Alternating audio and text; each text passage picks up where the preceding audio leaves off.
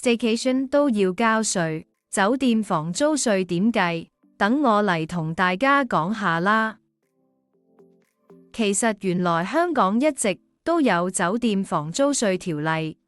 對酒店及旅館住房徵收嘅3%嘅房租。不過2008年7月開始免收酒店房租稅，稅率獲調低為客人所付房租嘅0%。然而2025年嘅1月1日重啟徵收嘅3%嘅酒店房租稅，而房租包括任何因提供酒店住房一般會收取嘅費用，例如附加床、嬰兒床、房間裝飾、延遲退房等。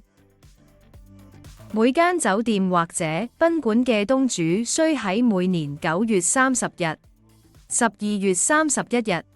3月31日及6月30日後14天內，就截至上述日期為止嘅各段3個月期間，向印花稅處長繳交須繳嘅稅項。不過凡事都有例外嘅，一般嚟講，